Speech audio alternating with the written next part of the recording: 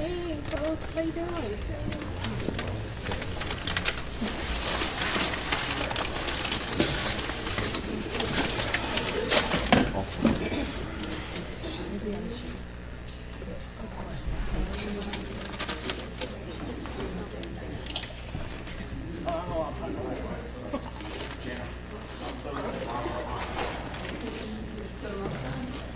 They're on. They're lost. They're lost.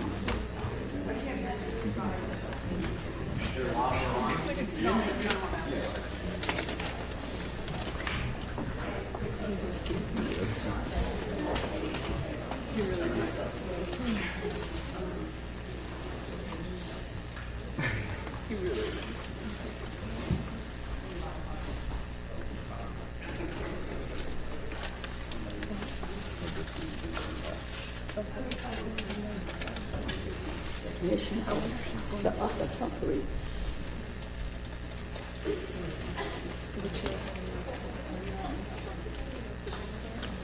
Hello, hello. It's on. Hi. Hello. I'm Destiny Crockett. I'm a senior in the English department, and I'm earning certificates in African American Studies and Gender and Sexuality Studies, and I will be moderating this event tonight. So first off, thanks everybody for joining us. I'll just go right into the introduction. In 2017, we're 50 years out from the height of the Black Power movement and its artistic partner, the Black Arts Movement, in the thick of the movement for Black lives, and at the beginning of a new presidential administration in which questions of race and identity and fears of racial terror surface daily. So it is fitting that today we have Sonia Sanchez and Komozi Woodard lead us in conversation about Black power and Black art. Sonia Sanchez is the renowned poet, essayist, playwright, and teacher whose work is most often associated with the Black Arts Movement. In the 1960s, Sanchez was engaged in the political activism of the times and published poetry in such journals as The Liberator, Journal of Black Poetry, Black Dialogue, and Negro Digest. The collections of poetry and plays she's written have explored what she's called the neo-slavery of blacks as socially and psychologically oppressed. Sanchez has also written about sexism, generational and class conflicts, and love. Much of Sanchez's poetry reminds us of the beauty of African American vernacular English and she experiments with form and rhythm. Over the years, Sanchez, along with other activists, promoted Black studies in schools. Some of her most famous poetry collections include Homecoming, 1969, Homegirls and Hand Grenades, in 1984, which won an American Book Award, Under a Soprano Sky, 1986, Does Your House Have Lions, 1997, Shake Loose My Skin from 1999, and Morning Haiku from 2010. Komozi Woodard is an associate professor of history at Sarah Lawrence College.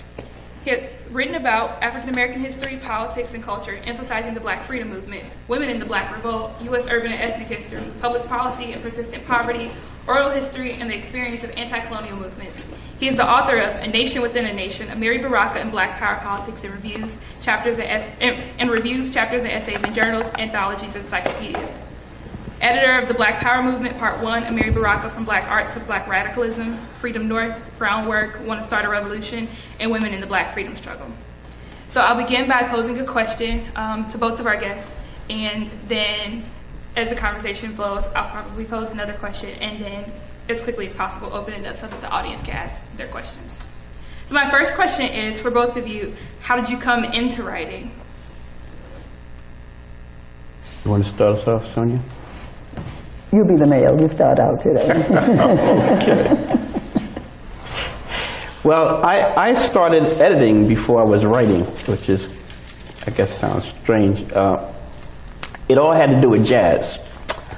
My best buddy, a Limu from Brooklyn, would go to the East every Saturday night in Brooklyn. There was a free jazz thing that would go on there. And but he was the editor of Baraka's newspaper, Black Newark. And he would always work on this newspaper and make us miss the first set. So I said, hey, Limu, we're going to miss this set. And he said, if you help me with the newspaper, we'll get to the jazz thing on time. So when Baraka found out I was helping a Limu, he brought me onto the editorial staff. And my first job was writing captions for under the pictures. And Baraka said, look, we're not competing with the New York Times. We're competing with the Daily News. He said most of our readers have difficulty reading, and that's why they like pictures. So I want you to read the story, look at the picture, and then in the caption, encapsulate the whole story in one sentence. And so that was my job for the first year, and then when Elimu left, I became the editor of the newspaper. But, you know, working under Baraka was like being in school. You know, he'd take you to the library, and he made me read that Chicago manual of whatever that is, Chicago manual, right? So you have to learn everything. And then he put me in charge of the radio program. So every Sunday I did our radio program and stuff like that. So that's how I got into it. And you know, I was basically doing rewrites in the beginning, and then after a while, when you get frustrated with people's bad writing, I began to write more. So that's not the way you say it. You do it this way. And then Baraka asked me to write we would co-write pamphlets together. Yeah, so that's interesting. But that's how I started writing. I didn't really consider myself a writer. I just thought it was a duty in the movement. You know, anything the movement needed me to do, basically I learned how to do it. When I joined, I didn't even know how to drive a car. They taught me how to drive a car. And Baraka didn't drive until late also. Oh, Lord, he was a horrible driver. And then when he drove, right, he would say, yeah, you know, and we're going to do this, Sonia. Yeah, right, look at the road, right. Yeah, I know. The only other person who was worse than Baraka was June Jordan. I don't know if anyone, at her funeral, I stood up and said, on my way over here, no, June was driving me, and it was a hard ride, right?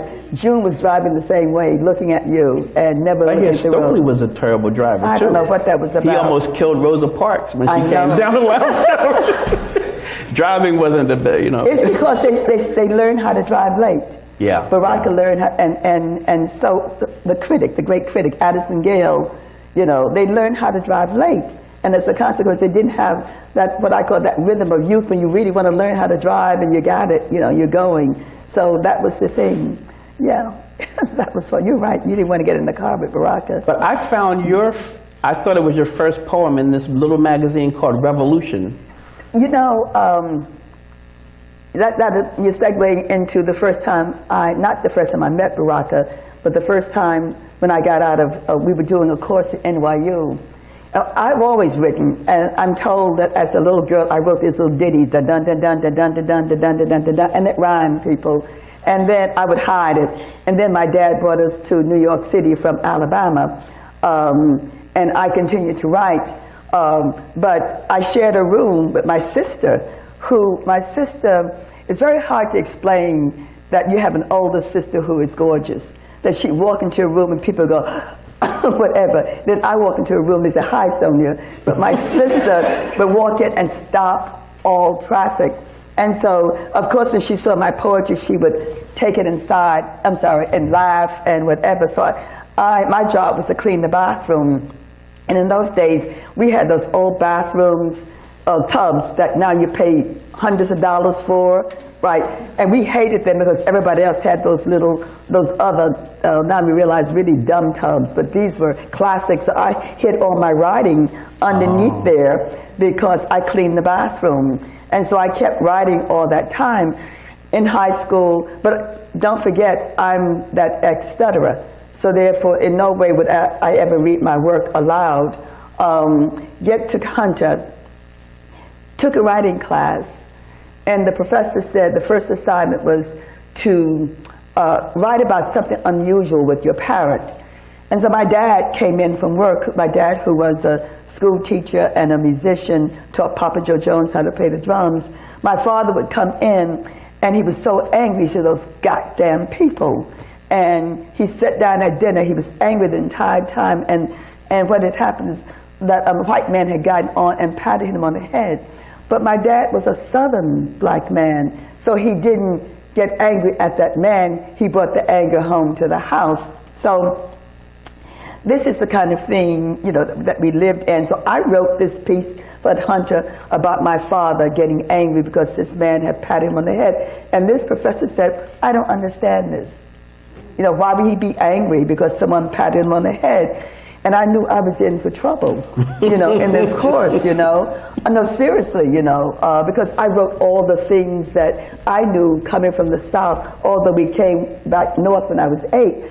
And he disagreed, he had all in red, I don't believe this, whatever. So it was really weird, you know, what really happened at that point. I realized that I could not say, right, what I knew. And so he said, well, I know what, I want you to do something creative, you know, for the next assignment. And so I'm sitting in my bedroom that I shared with my sister, this tiny place. And I said, I'm in trouble in this course. And so finally, I pretended like something had risen out of the mirror and was speaking to me. So I wrote this, and he said, see, this is what I mean. This is what I want, whatever. So he gave me an A, believe it or not. So from then on, everything talked to me. Faucets, dogs, you know, clouds, whatever. But I stopped writing. By the time I got out, I stopped writing. And I was registered for grad courses. I didn't have much money at NYU, but there was this bulletin with Louise Bogan, the great poet, who was teaching a writing class. And so I said, don't register, just go sit by the door and see what's going to happen. Because I had encountered 2 other workshops, you know, with renowned writers, and I was the only female, I was the only black, and there was just a sea of white men in there, right? So I sat by the door, and, you know, Louise Bogan came and said, does anyone here have a poem to share? And that was like asking an alcoholic if there was a bottle someplace in the house, because we went in pockets and purses and pulled stuff out. And I said, check her out first. So I raised my hand, she brought me up front, I read the poem, and people responded. She responded, I stayed. It was in that class, and she taught us how to sit and work out. You know, only 3 poems. She said no editor would read more than 3 poems, right? She gave us addresses. I went to 8th Street bookstore, found the magazines and journals that would take the kind of poetry I was writing at the time. It was in her class that I published my first collection of poems. It was either New England Review or one of the reviews. And of course, I went to the liquor store and got bottles of wine and brought it into NYU because I knew Bogan drank. So I brought it in, you know, whatever, with paper cups, and we celebrated. And I was so, so happy. But I went to see her. She wasn't like the regular professor like we are, that she didn't keep regular hours. So one day she was in there, and I said to her, you know, do I have talent? She said, oh, Sonia, there are plenty of people with talent. What are you going to do with it? And I thought, well, just tell me yes or no. You know, I'll figure that part out myself at some point, right? And sure enough, you know, she said yes, and then, you know, she told me about a friend of hers who wrote a poem a year, and it doesn't work that way. So we used to go to the Blue Note and the other place, in the other jazz place in the village. Vanguard? No, that's too far up, further down in the village. Oh gosh. Where Baraka used to write the reviews for, remember he started to write the reviews on jazz for Downbeat. Yeah. But we walked in as a group because after, you know, we got out of her class, we started meeting on Charles Street in the village. And we walk inside, and he was sitting there with his hat, sitting acey-deucey, smoking the gold cigarettes and drinking a Boilermaker. And everyone said, that's Leroy Jones. And I said, So I was behind because I parked my car a little bit, you know, I had to find a space. And as I went by, the voice says, Sanchez! And I jumped, people. Not only jumped, but I turned around and stuttered, you know? I mean, really. He said, send me some of your work. I'm editing Revolution out of Paris. And I said, okay, you know? And they said, did you hear that? Did you hear that? I said, oh, he doesn't know me from beans, you know, whatever. And I went on. We kept meeting. 2 weeks later, someone was there at the jazz joint, and we walked in, he was sitting there, and I was going to pass right by, and the voice said, Sanchez, so you don't want to be in the journal. And I turned around then, I said, you really mean that? He said, I wouldn't ask you if I didn't mean it, right? I left my group, got in my little VW, drove up the West Side Highway in 5 minutes to get to my apartment. So I was speeding with the little VW, and pulled down my Olivetti, typed up some poems, put it back up on the shelf, went back out, took the poems down to the post office, and 2 weeks later, I got a note from Dear Sanchez, yeah. From Baraka. And that was my, one of the first things, or the second thing that I published, where someone really looked up and said, well, I've been reading your work in small magazines, and so that's why, and Baraka was such a genius, he kept up with everybody. Who was writing, who was sneezing, who was coughing, who was saying anything, he really did. I get tired of people telling me what an inspiration he was. I would say, look, you got to give the word genius to some of us, at some point, finally. But he was indeed a genius, and then I began to go and see his plays, and then began to publish in Liberator. And the amazing thing that happened to all of us then was that, of course, he sent letters after Malcolm's assassination. He sent letters to all of the artists in Harlem. That the letter said, come join us in Harlem at BART so we can continue Malcolm's work, and we came to BART, en masse. It was at BART one Sunday afternoon, that Abby Lincoln came, the great Abby Lincoln. Abby Lincoln, the great Abby, the audience of Abby Lincoln. And it's amazing. Google, that's what you're on. Google, nothing but a man. Abby Lincoln, okay, and Max Roach. And we insist, Freedom Now, we insist, that Freedom Now suite that they did. And what's significant about that is that it got banned in New York because it was so, in quotes, revolutionary. They banned it. Can you imagine banning, boycotting stuff in New York City? But that was the great thing, that we came and gathered there at BART, the Black Arts Repertory Theater, to begin to talk about change in a place called America, to begin to say that America is murdering the people, who are trying to effect change in this country, and that it's incumbent upon us as artists then to do something about it. That was a long answer, wasn't it?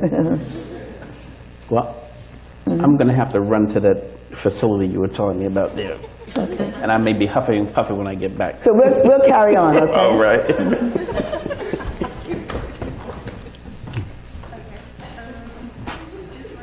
Hello? Hello, is it working? Is it working? Yeah, okay. So my next question was sort of about going back to your first conversations with Baraka, but not just Baraka, but sort of what is mentorship looking like in the movement during this time? And I know Professor Woodard has a lot of memories about this, but I haven't necessarily gotten to hear so much from you. Well, the great thing, one of the things thrown at the Black Arts Movement, BAM, is that it was sexist. And I was being interviewed by some people from France, and I said the whole bloody place was sexist. The church was sexist. The university was sexist. I was one of the first black women in academia. When I walked into, I was hired already. Thank God I was hired already. And I walked into the chairperson's, the English department out of San Francisco State, and he said, well, what are you going to teach? Because evidently I'm the only black in the English department. So I give him this litany of names, all the way from folklore, Charles Chestnut, Du Bois, Zora Neale, all these people. He said, I have never heard of them. And I said, I bet you haven't, but I have, because I was blessed to have run into a great woman by the name of Jean Hudson at the Schomburg. If you visit, when you go up to New York and you see a concert, go to the Schomburg.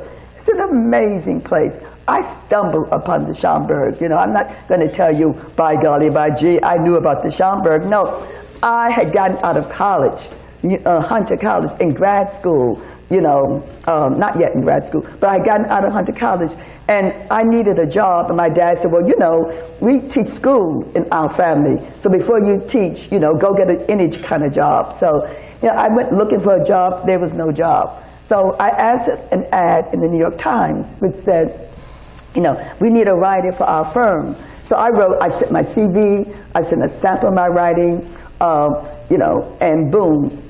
A week later, I get a telegram. I know there are no telegrams anymore, I'm not that old, right? Okay. But I got a telegram that said, report to work at 9 a.m. So when my dad came in from work, I went, see, I can get a job writing. See, my dad was very cool. He sat down and said, right, well, you know, you're going to end up teaching, right? So I showed up on Monday morning in a blue suit, blue shoes, blue hat, white gloves, and a blue purse. And I got there at 8:30. I wasn't going to do CP time. 8:30. And down the hallway came this young woman, clicking, her heels clicking, and she said, yes. And I took out my telegram and said, here.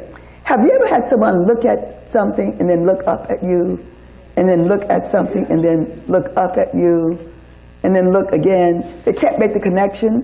And so I said, and I smiled, you know, and she said, okay, handed it back, opened the door. She said, have a seat. I sat down. She took the cover off her typewriter, no computer, the typewriter. She got up and went out her door, right? Came back in, sat down and started to type. And all of a sudden, a face came around like that. And I looked, you know, smiled. And another face came like that, and I looked and smiled. And at 10 minutes to 9, this guy walked out and said, can I help you? And I stood up, and I said, I mean, that's a telegram, people. And he looked at the telegram, and he looked at me. He looked at the telegram, and he looked at me. He looked again at the telegram, and looked at me and said, the job is taken. So I said, I got it. You know, coming from New York, you got New York humor, people, you know. I said, I got it. I came too early. I'm going to go outside the door, right, you know, and I'm going to come back in at 9 a.m., okay, and then everything will be cool. He did not laugh. He did not care, whatever. He said, the job is taken. And I stood and looked at him. I started taking off my gloves. And I said, I got it, discrimination. And he said, I said, I'm going to report you to the Urban League. And he said, he shrugged his shoulders, like, lady, I don't care whom you're going to report me to. Boom. Lo and behold, I leave angry, gloves off, crying, hat off, crying. If you know New York, if you get on the number 3 train or the number 2 train, you have got to get up at 96th Street. Otherwise, you're going to go to the east side. And so I'm sitting there and the door closes. And all of a sudden, I knew I was heading for the east side because the car started to shake like it was having a nervous breakdown, right? And I got there and I said, okay, now, I need to be in the 130th. So I got up 135th Street, crossed Harlem Hospital, got a 4th into the block, and the sign said, Schaumburg. Not the regular Schaumburg, but it was on the side, right? And the guy was outside smoking, puffing. I said, what is the Schaumburg? He said, lady, if you want to know, go inside, you know, whatever, but sign the book. And I walked inside. The old Schaumburg, from there, had a table that went from there to about there. And nothing but scholars were sitting there with books stacked like that. And there was a glass door, you know, further down. And I knocked on the glass door. And it was the curator, Miss Hudson, Miss Jean Hudson. And I knocked on the door and she opened. She said, oh, yes, my dear. I said, what? I told her my name. I said, what kind of library is this? She said, oh, my dear, this library has books only in about Negroes, Jean Hudson. And I said with my smart 19-and-a-half-year-old mouth, I said, there must not be many books in here. She never let me ever forget that. Every time I brought my students from Amherst College, from Temple University, she said, I have a story about your professor. But that day, I sat down. She found a space for me, and 20 minutes later, she brought me 3 books. Up from Slavery, Souls of Black Folk, Their Eyes Are Watching God, on top. And I started to read, Their Eyes Are Watching God, people. And when my eyes, my teeth, my ears, hands, and mouth got accustomed to the Black English. If you teach it, don't call it dialect, it's Black English. Black English, right? I eased out and went and knocked on the glass door, and I had tears in my eyes. I said, Miss Hudson, I said, what's your name again? She said, Miss Hudson. I said, how could I be an educated woman and not read this? She said, oh, my dear, I'm going to give you lots of books. Just go sit down. So I inched back in, literally with my head down, just reading and reading. And I started to sob, not cry, sob at that table. And then I inched out again and knocked on the door. And she tells the story, by the way, and she used to tell the story. And I said, no.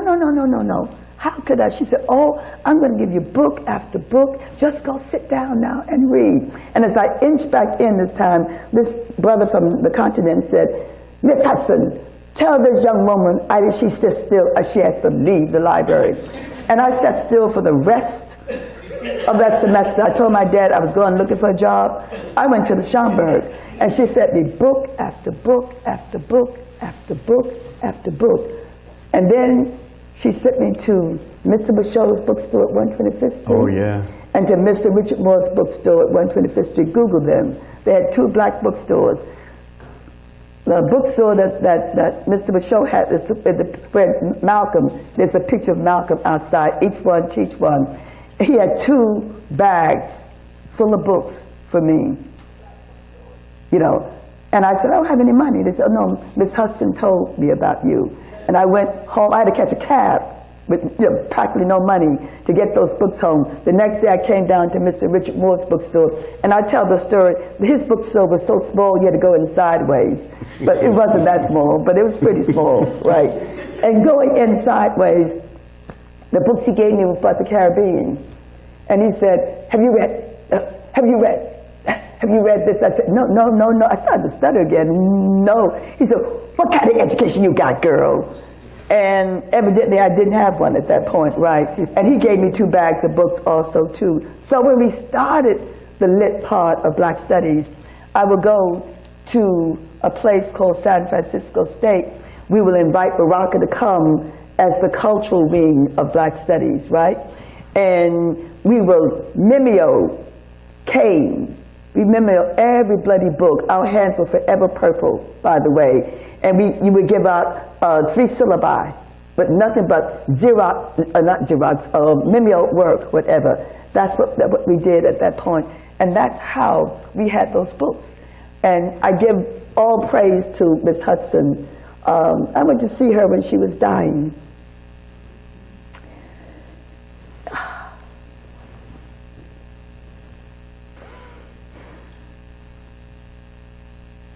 And I had to ask her, why did she take the time with me? I mean, what made her, I mean, as fresh as my mouth was, you know, what made her take the time with me? She said, oh, my dear Sonia, we look at people and we know the ones we're supposed to invest in. I was, you know. Yeah, I think that's the part that people miss when they write the history of these movements is the generosity of the elders, because we got this education for free. That's right. That's why, you know, when I teach at a ridiculously expensive school, and people ask me why I do so many programs at Schomburg and in the community, you know, I didn't pay anything for that education I got. Matter of fact, Larry Neal and people like that would buy me a cup of coffee while they were teaching me, right? Or Cornell West at one point. We were going to go to jazz club. I said, look, I can't afford to go in there. He said, come on in here. So that's the tradition, right, of that generosity. And I think if we lose that, we would have lost ourselves, I think. I think that has come through the ages. So there was no, Vicki Garvin at one point used to come to my house every Wednesday night.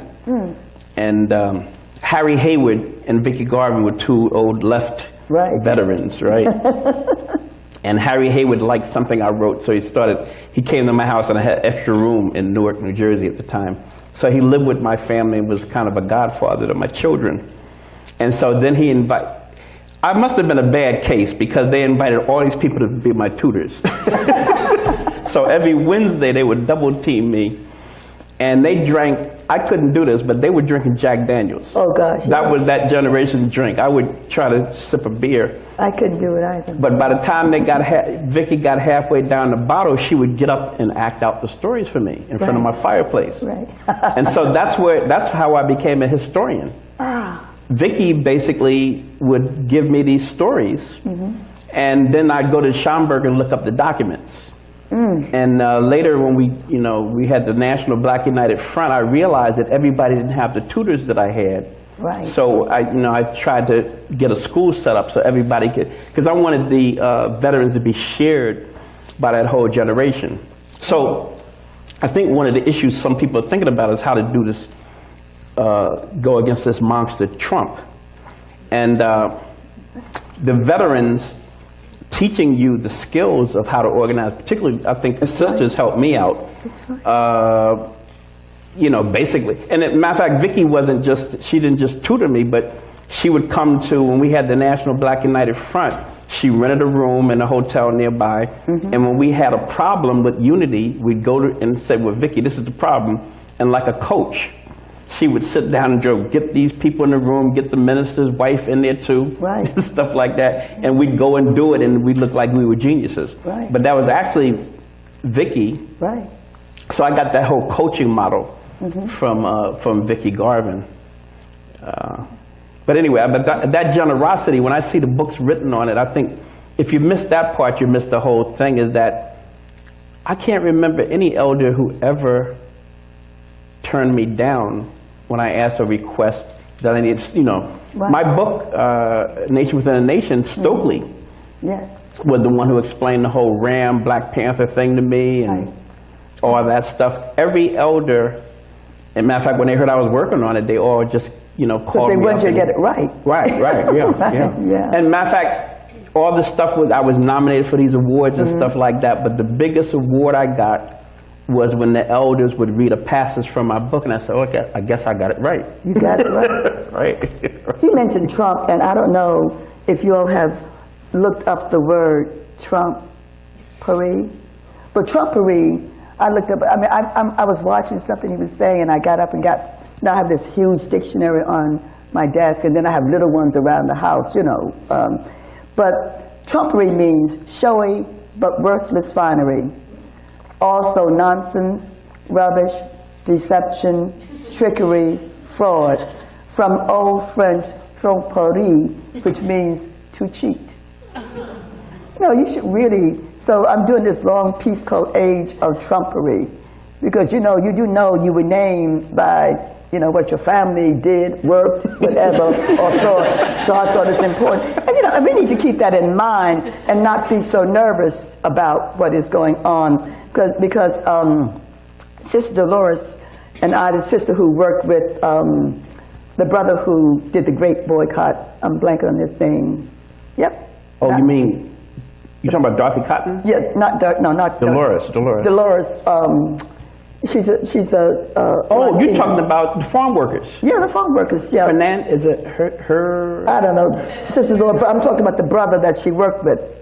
Chavez and Dolores, and we were just speaking together about a month ago, and she said what I said to the young people who were like, they haven't experienced a Trump as president, But I said we've experienced, interesting people as president. We've experienced Reagan, when Reagan got ready to announce that he was going to run, he didn't announce it from California. He didn't announce it even from New York, or D.C. He went to Philadelphia, Mississippi to announce it, which was to tell you what he was saying to people, I'm really with you, you know what I'm saying? That was real. And anyone who was in politics truly understood what that was about at that particular point. So we had Nixon, and we had two Bushes, Bush père and Bush fille, and there they were. So we've had a bunch of people who didn't have our interests at heart, so here. But I think with this group of young people, they're surprised. They were an educated group of people. They were surprised that all of a sudden run. But then I asked them, how many of you didn't vote? And a whole bunch of people did not vote because they wanted Bernie. And I said, let me tell you, a lot of people want Bernie, but at some point, the way that black folks or people of color have voted is that you've always voted for the less of evils. You know what I'm saying?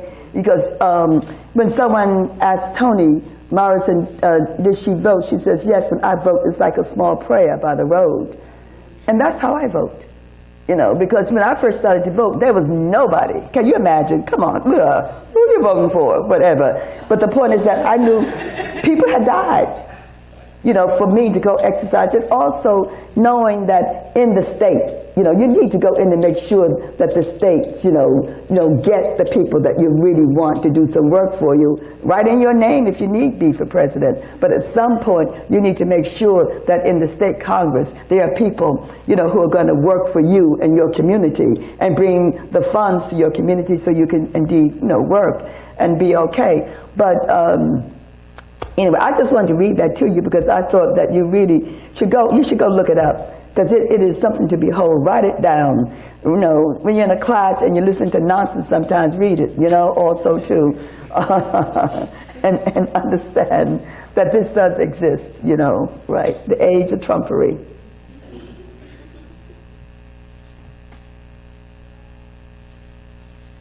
Someone asked pose two more questions. Sure. One of them is if you can talk about sort of the importance of like art during the 60s and 70s as spaces to sort of subvert, whereas like Margot Crawford said, as spaces to operate as counterculture, or as spaces to affirm. And my second question, I'm asking them both because they sort of go into one another, is what you think the importance of, you talked about the importance of political activity during this time, but what you think the importance of black art and artistry is during this time. Right. I like to read what Paul Robeson said. I carry him around with me all the time. The artist must elect to fight for freedom or for slavery. I have made my choice. I had no alternative. The history of this era is characterized by the degradation of my people, the spoil of their lands, their culture destroyed, denied equal protection of the law, and deprived of their rightful place in the respect of their fellows. Every artist, every scientist must decide now where he, she stands. He, she has no alternative. There is no standing above the conflict on Olympian heights. There are no impartial observers. Through the destruction in certain countries of the greatest of man's literary heritage, through the propagation of false ideas of racial and national superiority, the artist, the scientist, the writer is challenged. The struggle invades the formerly cloistered halls of our universities and other seats of learning. The battlefront is everywhere. There is no sheltered rear. And, you know, I believe that. But in believing that, and you know, that many of us took heavy weight for that. That when we decided, when this brother decided to ask us to come and to begin doing art that would, in a very real sense, begin to talk about change, that we knew there would not only be whites in America who came up against that, but there would be black writers also, too, who were very much against what we were saying. As a consequence, you were labeled, as fiery, as people really who didn't even know how to write. Because one of the things that we attempted to do, and I remember once many years ago, someone said, well, not everybody writes like you, Sanchez. Not everybody writes musically like you, Sanchez. I mean, some of us studied literature, and so we write in the usual way. We write our sonnets, we write our villanelles, and as she said, and you do know about that. Well, I was really going to say, well, what, y'all really some kind of super motherfucker, but I didn't say that, So I smiled politely, and said, isn't that interesting? Right, whatever. But you see, to have studied with Louise Bogan, she taught form. There was no form that she did not teach us. And you had to write sonnets, and then she said, when you learn how to write a sonnet, then you can write a 15. line sonnet, and then you can write a sonnet with no rhyme also too, but you got to do the basic, and we did the basic along the way, make no mistake about it. But what you don't understand when you started off with music, you know, in this book that I was going to begin reading from, SOS, Calling All Black People, a Black Arts Movement Reader, this is the first book that was done since Black Fire. And Black Fire was edited by Baraka, at that time, Leroy Jones and Nairi Neal. And that book caused a stir, which is an understatement in America. I mean, at that time, people went through that book and called us all racist, you know, called us terrible writers, said we didn't know what was going on, we didn't know the literary movement, whatever. But as years passed, you also saw some things that were not wrong with Black Fire, but some things that were not included in Black Fire. And so I began to ask two people, James Smethurst and also Professor John Bracey. I said, we need a new anthology on the Black arts. And we need to include in it literary criticism, right? We need to include in it also, too, an introduction, that if you read the introduction, you know what the Black arts is about, because people were beginning to teach the Black arts movement. And I got a call a week, like, how do you teach it? You know, who are the people you include? You know, who are the people you exclude, right? You know, what were the organizations from RAM, you know, from the Nation, the Black Panther Party, you name it, whatever. And so that's what you have in this book. You can get this one book, people can buy this one book, and they can see everything that they need, the criticism that goes on. We didn't take sides with this book. We said we're going to show you what it was all about. But in the midst of that, there were people saying, well, I don't know if I want to have some of my early poetry done, because, you know, there are these, you know, curse words and blah, blah, blah. So I said, well, you know, at that time, I just turned 80. So I said, I'm 80. Hey, I can take the weight. You can, you know, we can print the poems, but I cursed everybody out in America, you know, and you all can be nicely nice, whatever. Because, I mean, what can you do? Right. But the point is that you had to be true to what was going on. You know, you had to be true to how people felt. We didn't kill people, but we certainly were word assassins. You know what I mean? You know, right? You know, we were people who we wasted you, whatever. You know, from the books, you know, from the poems, whatever. But we also did an amazing thing. See, we watched the musicians. My family, my dad was a drummer and a school teacher, but my dad was one of the first people in the first jazz band in Birmingham, in Alabama. So the musical instrument in Alabama was the fiddle, the violin. And so Fess Watley, right, who was a school, they were all school teachers, high school teachers, formed a jazz band. And this jazz band went all around the South, you know. And one year it actually came to Philadelphia. My dad will tell me when I moved to Philadelphia. I never believed him for a while, you know. I'm trying to imagine this little, they were in one of these beat up cars and beat up buses, you know, coming to a place called Philadelphia. And he even said to me, this is an aside, I even went to Temple, Sonia. And I really didn't believe him then, you know, at that point. And then after my dad died, going through his papers, I would find in one of the books a letter with a return address at Temple University. And there was he had done 2 courses at Temple when they were up north playing at all the little black jazz joints there. And they didn't give you A's, B's, C's, and D's in those times. They gave you Roman numeral 1, Roman numeral 2, so my father had a Roman numeral 1, which was an A, and 2, which was a B. So you find out a great deal about that. That is what, you know, I saw happen. I was involved with jazz. My dad took me to see the great Sid Catlett. You know, he was really a huge man. He put Pat, my sister, and myself on his knee, and he let us play his drums, you know.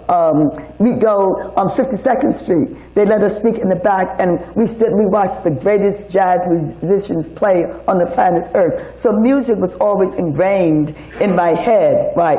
Although my father and his wife would play during the day, Doris Day, Que Sera, Sera, whatever it would be. But at night, they played the blues. You know what I mean? And I would sneak down the steps, sit on the steps, and listen to the jazz and blues. So I would ask the next day, who is that person, it was Dinah Washington, talking about she's going to the dentist, you know, to get her, you know, her mouth drilled. You know, my father was so shocked that I heard that. But I would then write a blues, I'm keeping company with the layaway man. I say, I'm keeping company with the layaway man. Each time we come by, we do it on the installment plan. You know, that's the blues, people, you know. Every Saturday night he come walking up to my door. Every Saturday night he come walking up to my door. Empty pockets hanging on down to the floor. Gonna get me a man who pays for it up front. I say, gonna get me a man who pays for it up front, because when I needs it, you know, can't wait till the middle of next month. You know, woo, you know. It is so seditious, the blues, if you understand truly what I'm saying, and it's such a joy. And Sonia, I don't know whether it's still around, but there was that documentary called Black Spring. That's right. And when I was teaching the Black Arts Movement in college, I always used that film. Right. Have you seen it lately? I haven't seen it at all. I don't think it's gone, but Right. it was such a good because it showed you reading a poem in San Francisco. Everyone tells me that. And in the back, there's a brother. He still has his lunch pail from work. He's obviously working in a factory, and he's swaying to the music, right? He's to the poem, right? And I was trying to explain to my class who the audience was, right? And I said you could see that this man, you know, I think Smithhurst might have documented that the African American community, who they were saying was illiterate, consumed more poetry. That's right. Bought more volumes of poetry than any other community in the United States. Our first audience were black folks, people. You know, come on, you know, whatever. And they would crowd in, except when we went to San Francisco, and, you know, we thought we were the baddest thing, so we came from New York, going, you know, out west. And so they asked Baraka, Bullens, Sarah Fabio, and myself to read, you know. So we're up on stage, standing there, and these people, they brought these poor people in, and it was the first line of nothing but young brothers. One of them said, what are they doing up there on stage? I don't know. I think they're doing something called poetry. What? I thought they were going to sing. And they got up and left, whatever, you know. What that taught us, however, is that we had work to do. Yeah. So we organized all in San Francisco, people, and there's no really black community in San Francisco. You understand what I'm saying? Like Harlem used to be, right? But there we were, organized. A year later, at the, what's that big hall in San Francisco where all the musicians played? You know it, because all the Fillmore. I will give you $100 for that, okay? Thank you. Fillmore, the same people, reading on stage, packed, people hanging from the rafters, thousands of people looking at us, and 1 year of organizing, going to little, you know, community centers, you know, doing little workshops. We had thousands of people, and they came in like this. And from the moment when Sarah started to read, it was like this. By the time I read, and by the time Baraka read, the place exploded. I thought people were going to jump off the balcony. And what were we saying? We were talking about change. You got to change. This is about change. This is about love. This is about black love. If you're white and you understand, you can come along. If you're brown, if you understand, you can come along. We're not closing any doors at all. And contrary to what America said, we've always had an integrated audience. Oh, yes, we did. But America says, don't go hear those black folks reading that poetry, calling us MFs, okay, you know, because they really aren't nice people. But getting back to the music, so what the book says at the beginning, the intro, the two most important people, you know, who made us move to this black arts idea, Coltrane and Malcolm. They will begin to give us, you know, the impetus. and the information. We went to see Coltrane. You know, we heard him take this Western concept of music and take it someplace else, right? Not relying on the Western way of hearing music and also playing music. And because Malcolm said, you know, hey, you people, you black folks, you got to come together and organize, because otherwise you're not going to make it. The irony, however, is that when we come on the scene, they're both dead. And so what do? We're here at a state of stasis. And that's when Baraka will say, ooh, I'm going to leave the village and come uptown, you know, and I'm going to begin something called BART, you know, BAM, whatever. We're going to organize. We're going to do stuff, you know, pick up little kids in the morning and bring them to BART, right, and teach them what they need to know in terms of school. And this is where the Black Panther began to do that, you know, the schooling thing. There we were, people, at that particular point, you know, looking at the world, saying simply that this is what we're going to do. And it is there, and I'll say it again, that I saw Abby Lincoln one Sunday afternoon. She got there at 2 o'clock with this amazing short natural on her head. And she would do a lecture called Who Will Revere the Black Woman? 25 black women downstairs looking at her, this gorgeous woman, this wonderful woman, telling us about ourselves and how we should be. This is amazing. I can still see her now, you know. I had to leave that hot minute, but did you tell me your FBI story when they came in and criticized your syllabus at San Francisco State? Well, you know, we got to San Francisco State, and because I did have all the books from Miss Hudson and Mr. Michaud and Mr. Richard Moore, I went into the classroom, and those classrooms in San Francisco, they had boards all the way around. You know, so I started writing names, you know. And I said, okay, tell me who these people are. And the whole class of there were people in there about 45 strong, but there were people sitting outside, you know, in the hallway. They brought chairs up, and they knew 2 people, Martin and Malcolm.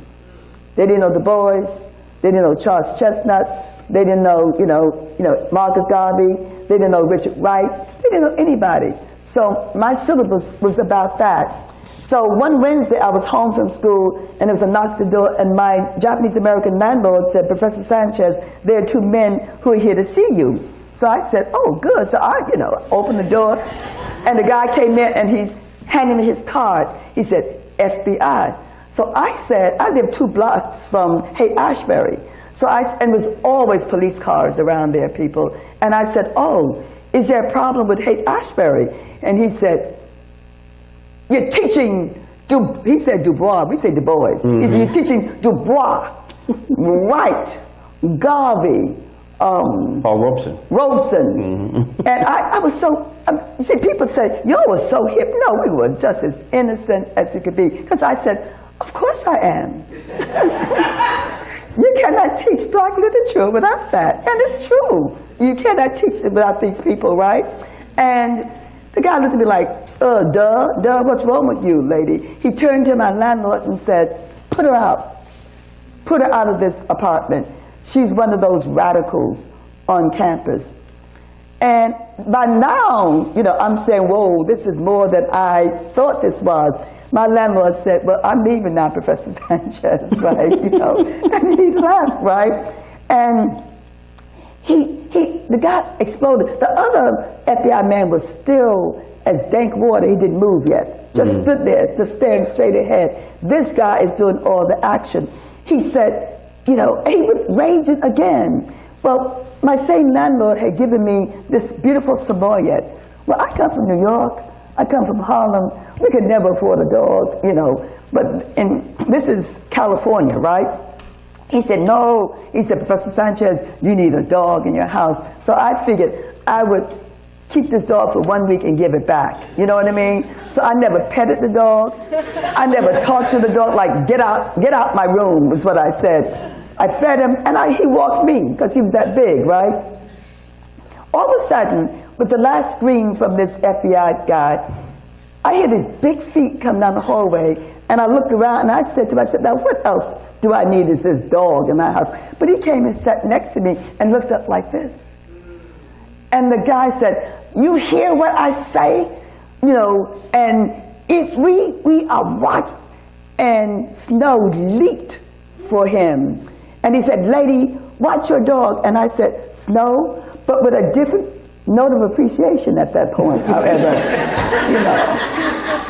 Oh, and Snow sat down, and I said to them, I said, I don't know what you want from me. I said, I told you what I'm doing, what I'm trying to do, you know, so it's time to leave. So I opened the door, they left. They left angrily. But then I turned around and I petted the dog. And I said, you're in a house of vegetarians. I'm going to go buy you a steak. I bought that dog a steak, but I called Miss Hudson with tears in my eyes.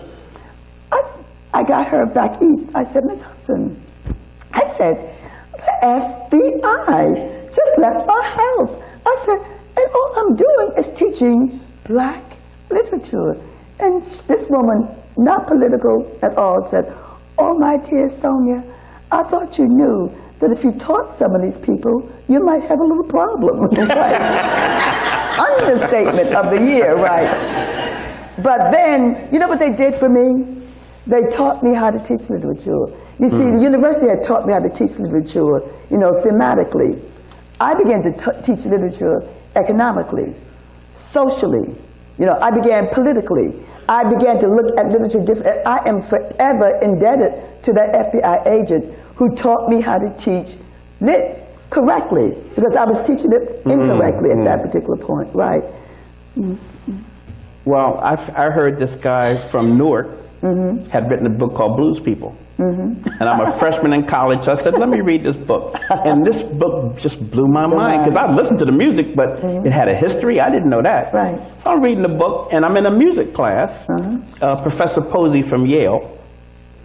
So I said, I looked at the textbook, I said, well, when we get to that chapter on folk music, are you going to talk about blues and jazz? And he looked at me, he said, young man, you're in college now. You should know blues and jazz is not music. At the time I was on the dean's list, he gave me an F in that course for asking that question. I bet he did. I bet he did. And I'm trying to figure out what's so important about this music, right? So that was, and that's when I started looking at the Black Arts Movement and bumped into Larry Neal. But it was, I was totally stupid. I mean, I literally didn't know it was going to be controversial to ask him about the blues and jazz. But that, I just want you to get a glimpse at how fervently racist liberal arts colleges were. This was 1967. What do you mean were? Except for what I call some exceptional teachers who exist, whatever. Yeah. At the core, it still is. And since many of us are retiring now and have retired, it's going back to what it was before. So you have to be very vigilant, you know, to make sure, you know, that you have people who will come in and maintain some of these ideas, my dear brother. Yeah, I was just, so I went to Michelle's bookstore, which you know was like chaos. It's just stacks of books everywhere. And I found Black Fire, which I was looking for. And I flipped the book over, and on the back there's these two angry men, Leroy Jones and Larry Neal. And I looked, the guy smiling next to me was Larry Neal. He's watching me pick up the book. So he invited me out for a cup of coffee and gave me a list of books to read. That was my, and then he said, well, you're from Newark. Why don't you find Leroy Jones? Right? And Baraka's father, Mr. Jones, had a bookstore called First and Last. Right. And Faraha, who had come from the Black Arts West, in Detroit, was behind the desk there.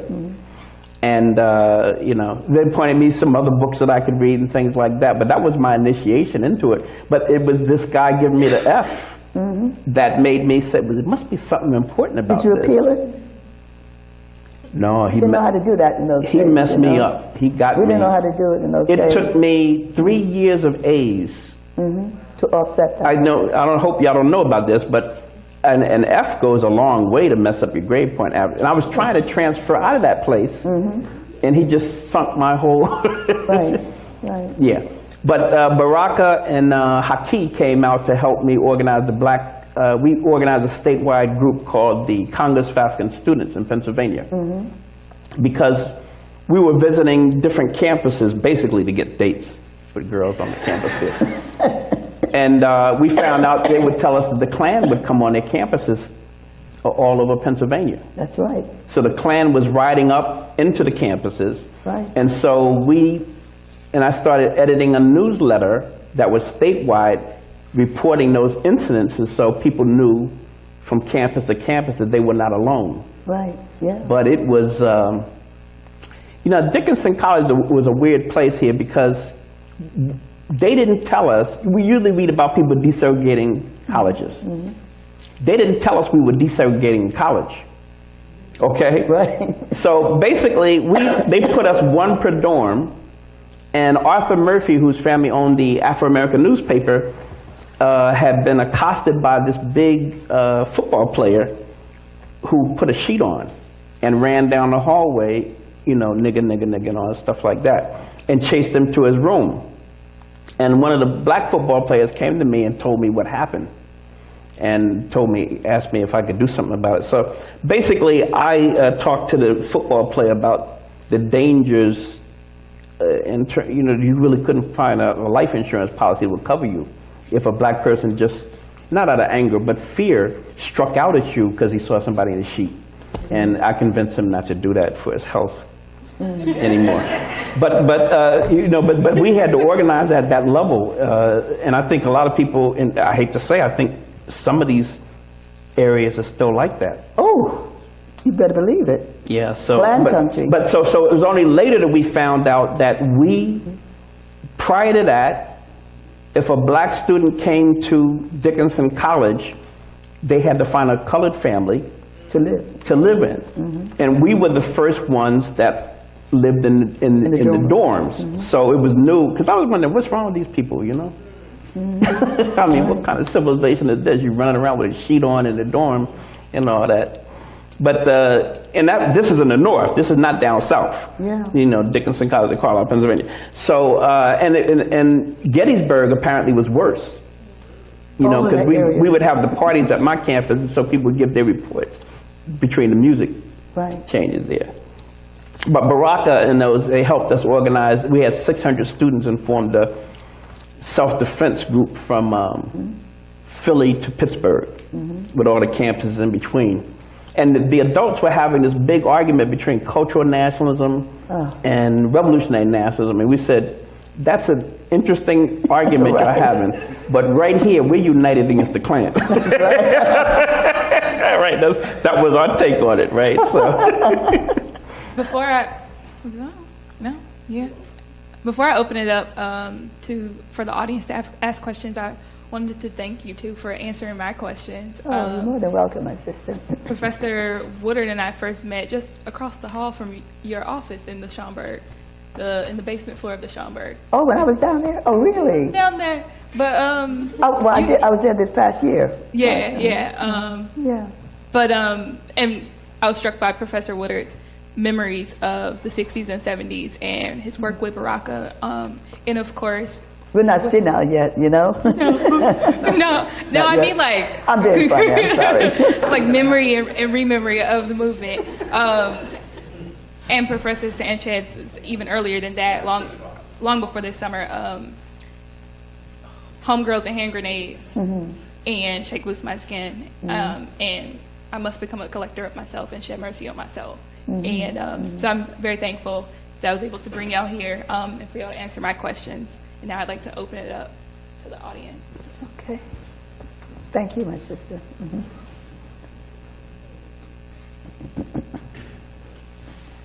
Say your name, okay, so we can hear it. Oh, you're not going to ask. You're holding it, right? Gotcha. What a good audience. No questions.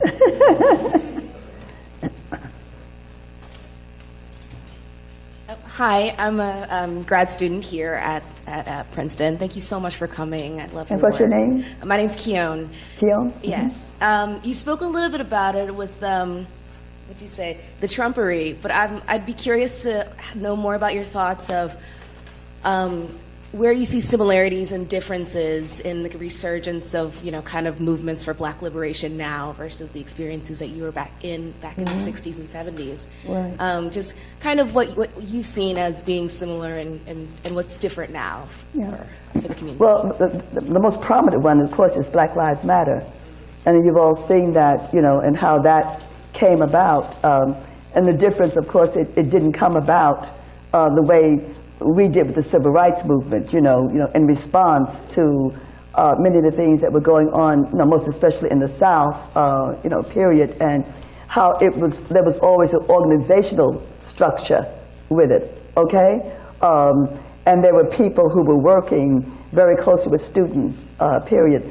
And, so Black Lives Matter, I think, was in response to the killings, the murderings of young people. So that's one of the major differences. But one of the things that's so interesting about it, and I remember when I first met them, I come out of a period where I ask questions about anyone who says I'm part of an organization. And sometimes people get like, why are you asking me all those questions, right? But you have to, because so many other things happened during our tenure, here, that things arose, and they were things that were not necessarily going to last, and they were things to make people go off in different directions, you see. So, but they answered the questions as to who they are, what they're about, and they've done some very significant work, organizing people, being able to get people to come very fast, to meetings.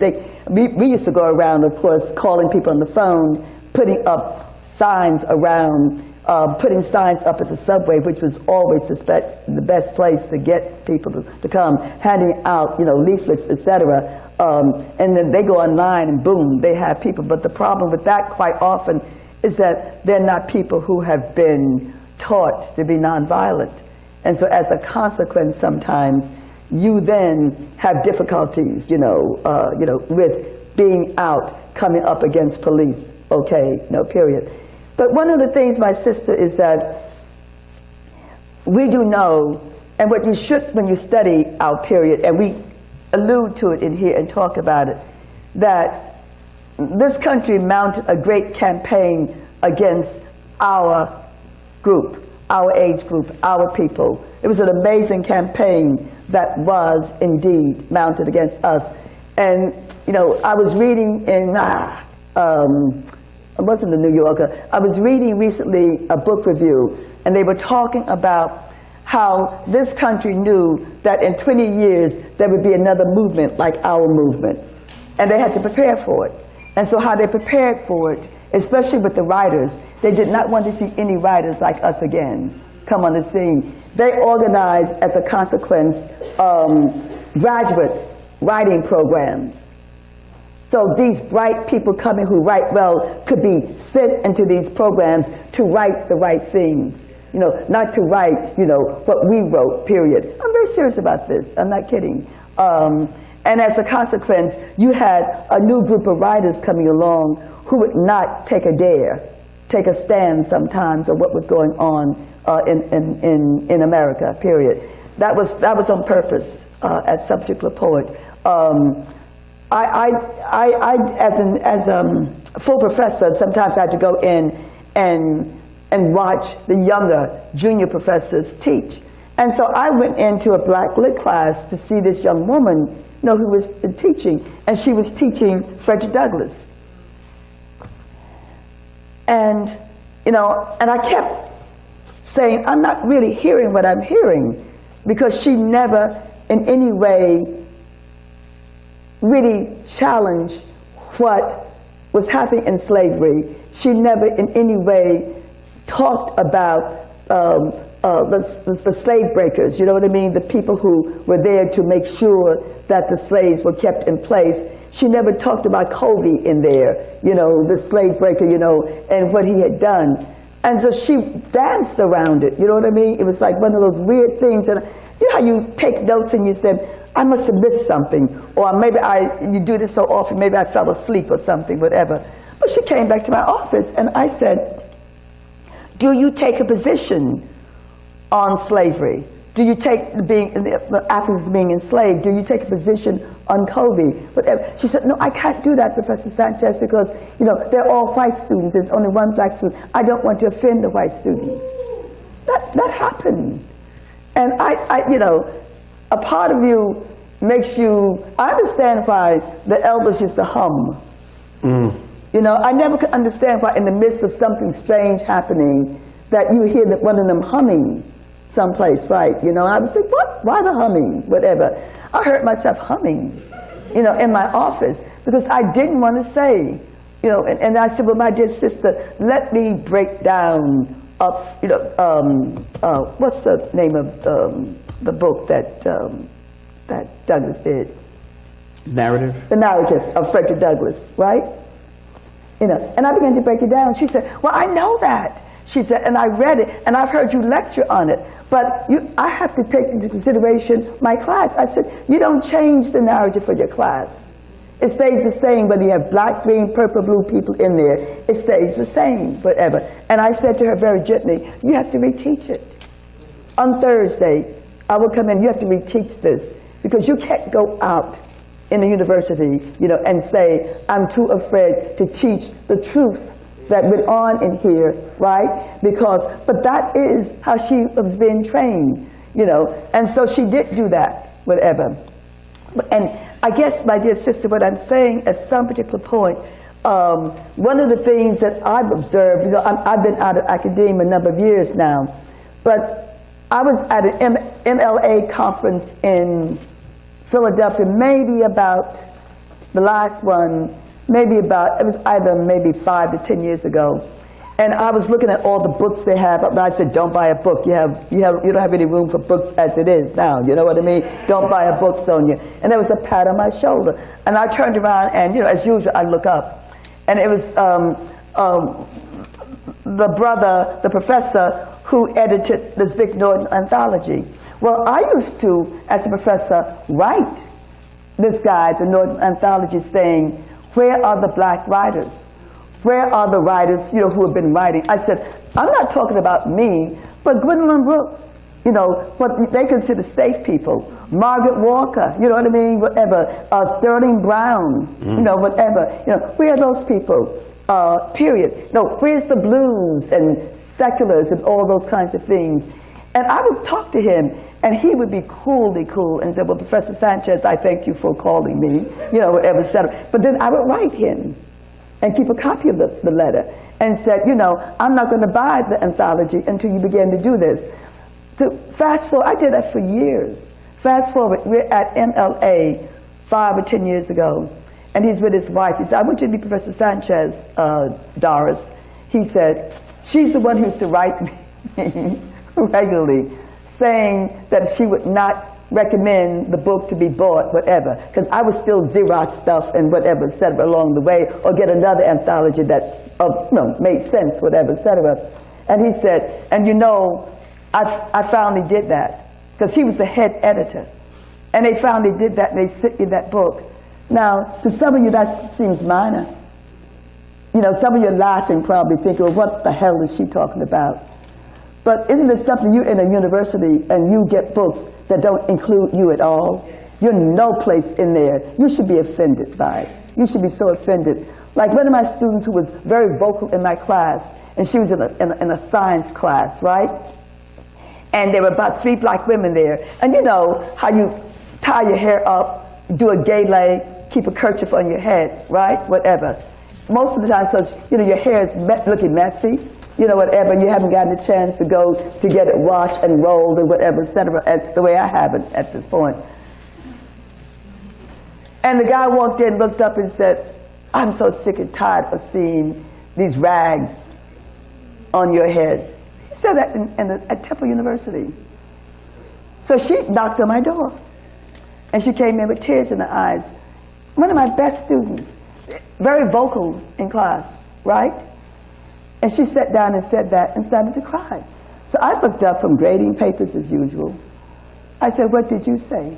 She said, I couldn't say anything, Professor Sanchez, because you know that you could get a D or an F. I said, well, one thing, because you didn't say anything, you will get a D and F. And she looked at me. So I stood up, put my jacket on, put my kerchief on, right, and went to my bookcase and got a collection by Martin Carter. In it, he has a poem about hair. I said, tell me where your professor, lives, works, hangs out, does his work. She got scared. She said, what are we going to do? I said, we're going to go talk to him. She said, no, Professor Sanchez, we can't do that. I'm in the class. I said, yes, we can do that. You're in my class. Otherwise, you keep your mouth shut for the rest of the semester, because you cannot sit there and tell me how bad you are, and you go to another class. I teach you this, so you go to another class. You protect people. You got the information, you spread it out. It's not just for my class. So she said, well, I knocked on the door. He said, come in. And I said, hi, I'm Professor Sonia Sanchez. He said, oh, yes, I know you're the poet. I said, yes. I said, but I was informed that today you walked into the class and said that, that you're so tired of seeing all those rags, on these. I said, you're not involved with what they wear at all. You do realize that. You are involved with what goes up here, but not what goes on there at all. He said, well, I said, well, I'm sure you didn't mean anything by it. I said, but I just want to say to you that I really don't want to hear that again, because otherwise I should call a press conference and talk about the racism that goes on in a place called Temple University. Don't you agree? He said, oh, yes, or whatever. Then I said, but I want to read you a poem by Martin Carter. Have you ever read Martin Carter? A great poet from Guyana. And it's about hair. It's the most beautiful poem to black women about their hair, people. You should read it. Whatever. An amazing, amazing poem, right? And I said, so I just went, and then I went over to him and shook his hand.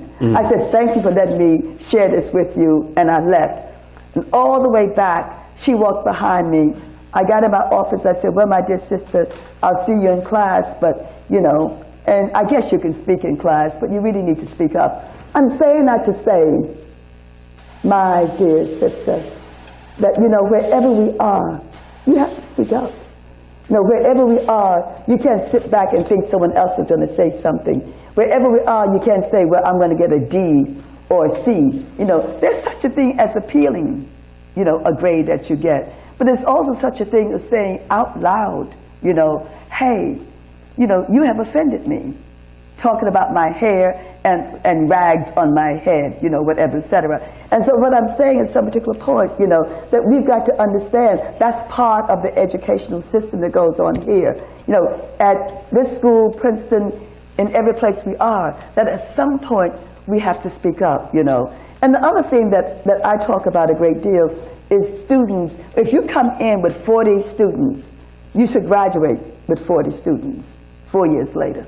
Okay, unless it's a monetary thing, but certainly not for getting bad grades. That one of the things my students were always encouraged, I made them get into study groups, and in study groups, people of color do quite well in study groups. Oh yes, they do. It's proved. It's not me, but it's proved, whatever, etc. And you help people come along. You don't like say. One of my students said, well, I'm an A student, Professor Sanchez. I said, well, so. Whatever. So help someone else be an A student. This isn't about you alone. This is about us coming in together, and helping each other, teaching what you know, what you've learned, whatever. And I saw students' grades, pick up because they did do this, the study group, period. But, I just wanted to share that with you, and I hope it made sense to you, period. At some particular point, we have got to begin to understand that we're not coming in here by ourselves, that we're coming in together as a class, and we need very much to protect each other, to work with each other, to help people get through a place called Princeton or Amherst College or UMass, or Yale or Harvard or wherever you go to. Someone said to me, well, I am at Harvard. I said, yeah, but your mama wasn't, And I said, I know a great man that I interviewed years later named Du Bois, who was a brilliant man at Harvard, but they never asked him to teach at Harvard. And the one place he could teach was the South, in black schools. A genius in our time. When you ask me who was the genius of the 20th century, it's W.B. Du Bois, period, whatever. So I'm saying, we can't say that I am genius more than the boys, okay? You know, because this man knew exactly what was going on in the world, you know, and he could give it back to people. And so I say to all you young people who are in here, you know, you're here because people died for you to get in here. You're not here as one of the students, I'm bright. I say, oh, your mama was bright, but she wasn't here. You know what I mean? That's not the point. We've always been bright. Someone went to see that movie about those 3 women. Hidden Figures. Yeah, and they got on TV and said, oh gosh, I didn't know about that. By golly, by gee, isn't that superb? I say, sucker, it's not superb. You know, we've always had bright people. The thing that I remember in the South, I was taught math by black women. They had masters from Columbia, you know. So that, no, what is significant, you should be saying, is how they hid it from us. It was hidden, that's the significant thing. And all of a sudden, in 17 or 16, it's in quotes discovered. That's the significant thing, you know. And the significant thing is when, in 1970, just come to tempo, 78, I was invited to Tulsa, Oklahoma at the university to read, right? And they were the mayor was giving a reception for me afterwards, right? I go in, and because I'm a vegetarian, they had lettuce and tomatoes, you know? And then they had greens with meat and meat and meat and whatever. And so I looked at the lettuce, tomatoes, and said, I give up. But there was this old black man sitting. So I went over and said, can I get something for you? And he said, yes, you can, daughter. So I got up and got him food and drink and dessert and sat down. And then he leaned back as he was eating, he said, you sure is fiery there, girl. And I said, well, a little bit, right. He said, but I bet you don't know what happened here. This is 77. And I said, oh. And I leaned forward to hear. He said, but it's for you to find out. That laugh. Well, I figured, go back. I got a grad assistant. I'll ask her to go to the library, Tulsa, Oklahoma. You know, I had figured out his age. Had to happen in the 20s, whatever it was, whatever. She couldn't find it in their library. So I said, you're an idiot, Sonia. Your library is the library with everything. I go in it, and there it was, Tulsa, Oklahoma. The first bomb dropped on an American city was done in Tulsa, Oklahoma in the 1920s. Right. So he gave me his number. He said, call me when you find out. So I got on the phone. I mean, I got this information. I'm going to put it into my first semester, you know, African-American Lit class. I called and I said, Mr. Jones. He said, yeah. I said, this is Professor Sanchez. He said, yes, daughter. How are you? I said, Tulsa, Oklahoma. They dropped the first bomb on an American city here. He said, yes, sir. Well, goodbye. What? I thought we would have a conversation forever, you know what I mean? But the point is, I wouldn't have found out, or I wouldn't have remembered it if he had told me, whatever. And then I start, you know, Xeroxing it and carrying it around, passing it out to people. And I said out loud from stage, someone has got to do a book on this because it's important. Tulsa, Oklahoma, the first bomb. But that's not all of that story. That was done supposedly because a black man had bothered a white woman in the elevator, right? It was done supposedly, you know, but it was really done because you have, for the first time, people saw a rich black people in the city because of oil, whatever. And they had what they called an area that was called, what was it called? Black Wall Street. Mm-hmm. Got it, thank you. You too will get $100, okay? Black Wall Street. And there was envy there. And the point is that, but these men had come from World War I. So when you start coming with guns towards them, they defended themselves. So they commandeered planes, dropped, you know, bombs, dynamite, and destroyed. What they destroyed was Black Wall Street. When I was there, they took me later on. It was still messed up. It has not been rebuilt as yet at that particular time.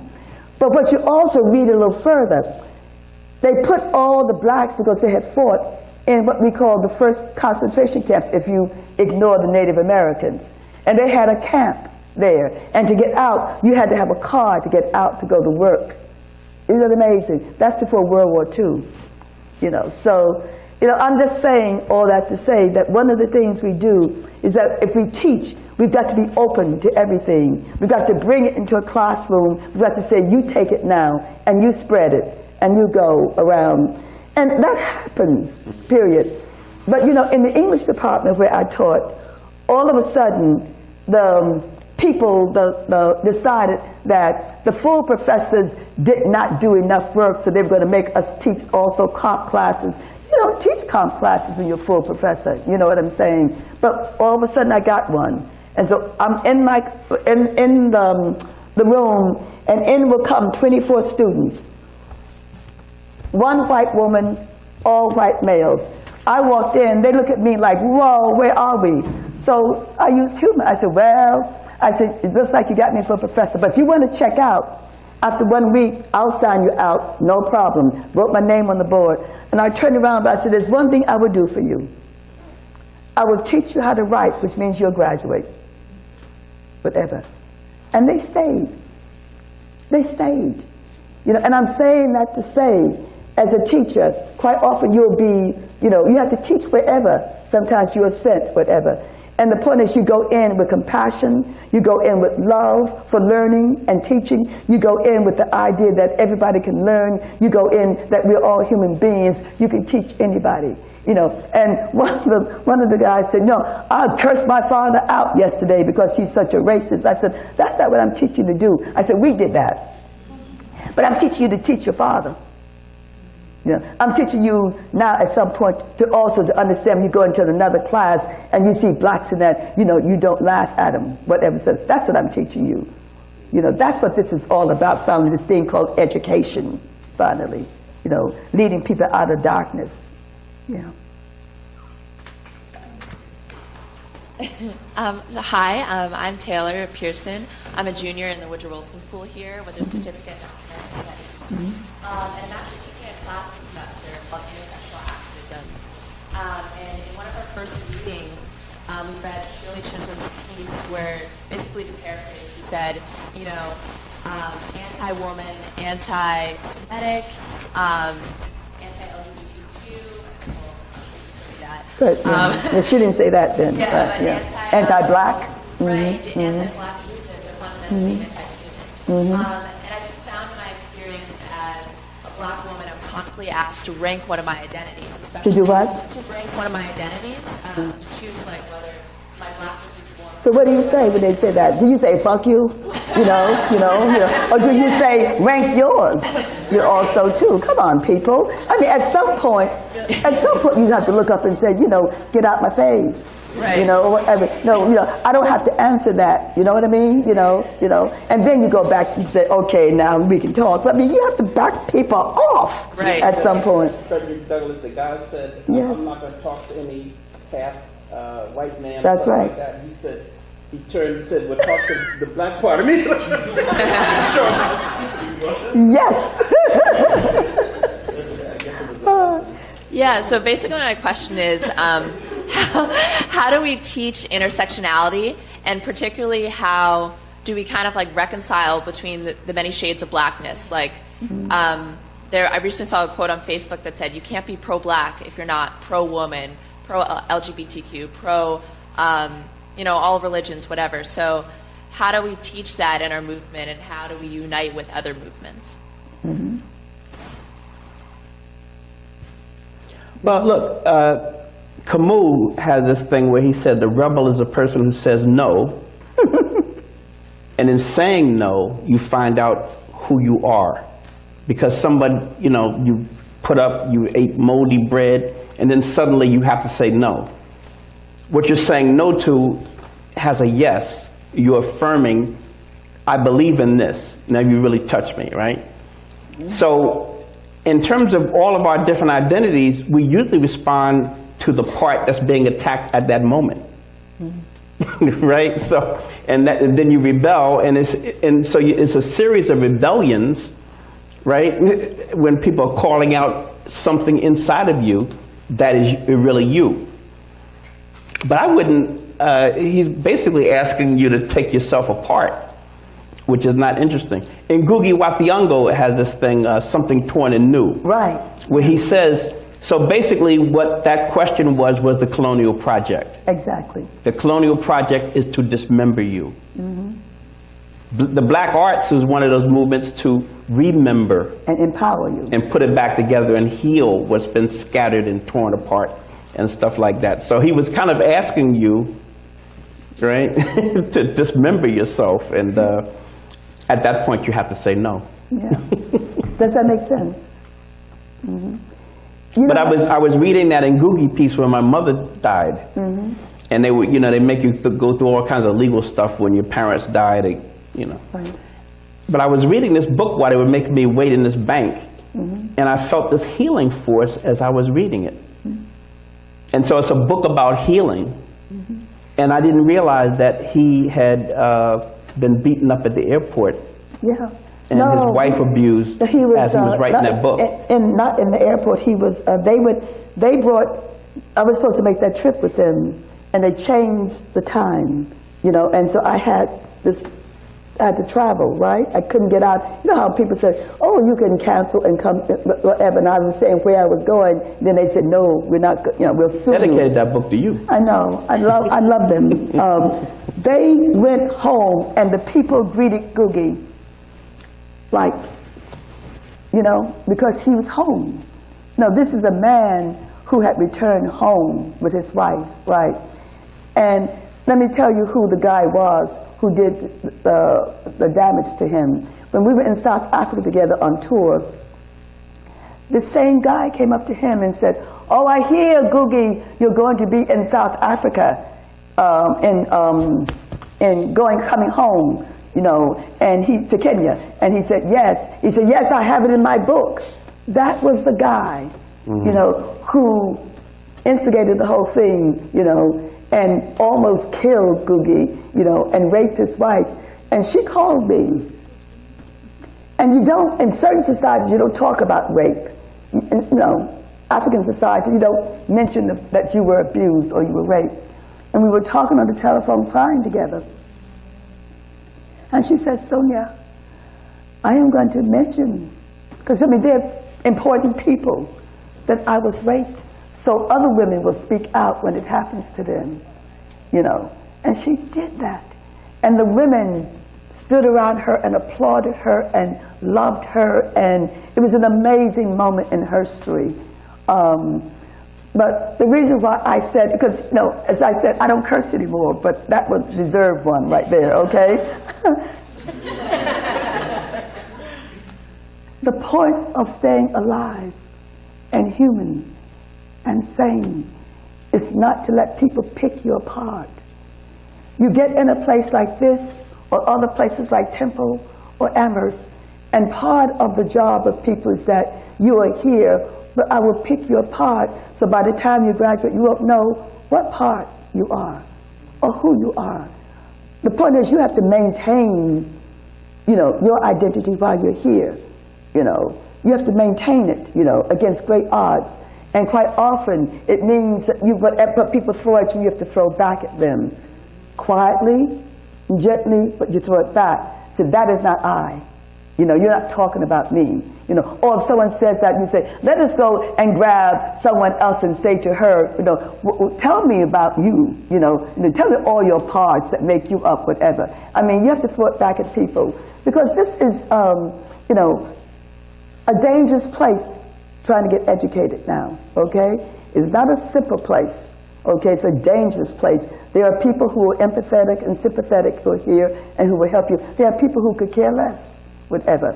So at some point, you really have to know that I am going to be strong. So that's why you read people. That's why you get the strength from people. So that's why you can go out. That's why you say a chant before you leave, you leave your dorm or your apartment.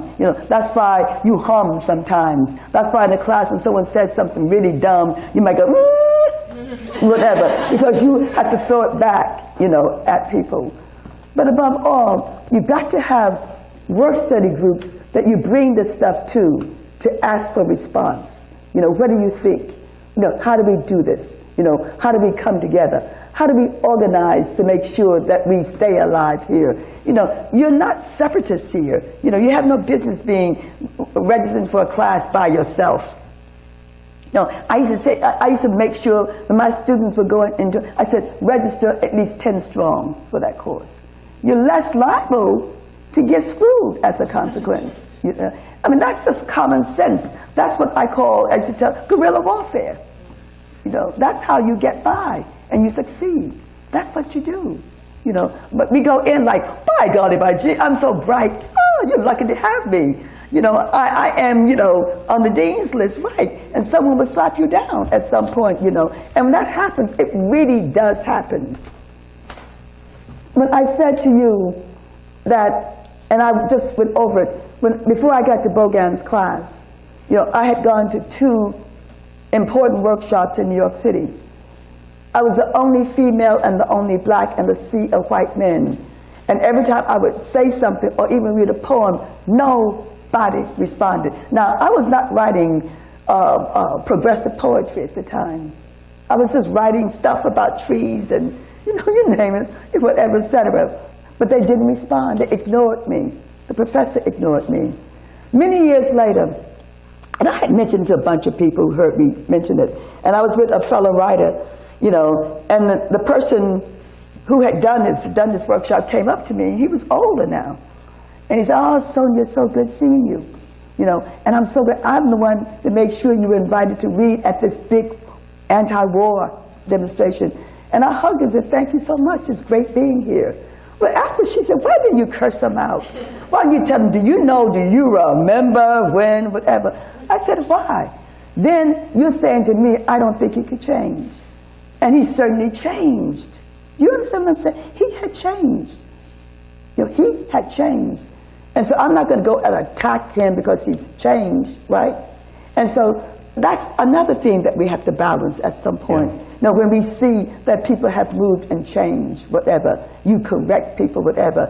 But he had changed as a human being. And so therefore we could walk and look at each other as human beings also too. Yeah. We had a very conservative professor who was trying to get me fired at Sarah Lawrence. Mm-hmm. And so he reviewed my courses and he saw I was teaching a course on slavery and emancipation.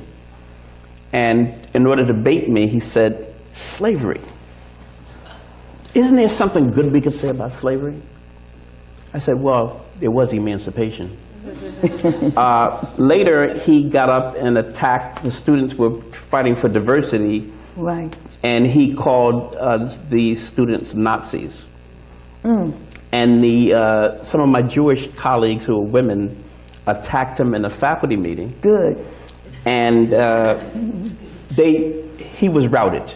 Mm-hmm. And at the point he was routed and about to spiritually just fall down, I stopped it and I said, okay, well, I think he heard you. Mm-hmm. There wasn't a meeting from that point on in faculty where he didn't say, is affirmative action on the, on the agenda here? Mm-hmm. And he brought Spike Lee on campus, mm-hmm. right? So we let him work off his sins in a sense, right? Yeah. But I think you do have to give people a way, once you beat them, right? Mm-hmm. We're not trying to destroy people. And we need all the allies we could get, right? Yeah. So he grew into a different person. Mm-hmm. After that, and we let him have an honorable way out after he got his butt kicked, mm-hmm. right? And I think we have to, and Sun Tzu talks about that even in the art of war. Yep. You know, leave an escape route. Yeah. Mm-hmm. But we do need, and we had another guy who was talking to a black woman who he thought was Asian. Her grandparents are Turkish and Ethiopian.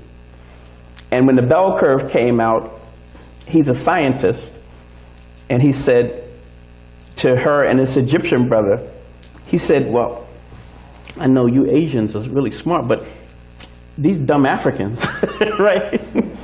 So she almost dropped her tray. It was in the cafeteria. Mm-hmm. And she besieged me for a week, every night, Komozi, this racism. I said, we're dealing with racism. She said, I can't live right. So I confronted the guy in the cafeteria and in front of several other colleagues. And I said, I heard what you said and stuff like that. And he began to cry. Mm-hmm. And I said, now wait a minute.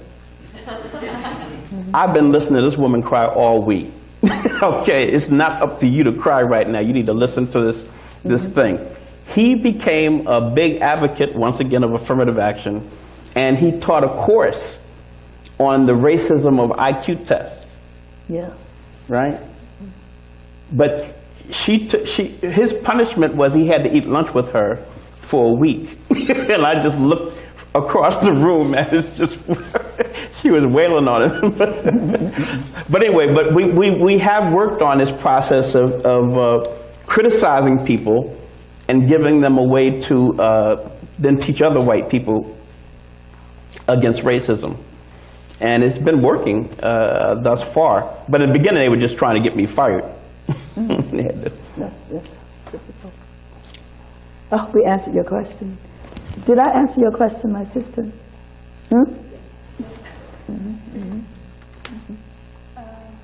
Thank you both for coming. Oh, do you have time for just one more observation? I remember the night at Baraka's house when you brought Elizabeth Catlett Oh, right. Right. to the thing, and you know, Baraka used to always have a big party, and so I was on one side of the room, and you guys were coming in the entrance, and on my side of the room, they said, "Here's Sonia coming in with her mother." I said, "Now wait a minute. If her mother's coming in, I'm going out the door." My mom's quite dead, right? She died giving birth to twins. So then Baraka announced that we had the great Elizabeth Catlett there and stuff like that. And the way she talked a little bit that night, but then we went to hear her lecture while she was up there getting that, that hand operation. Right.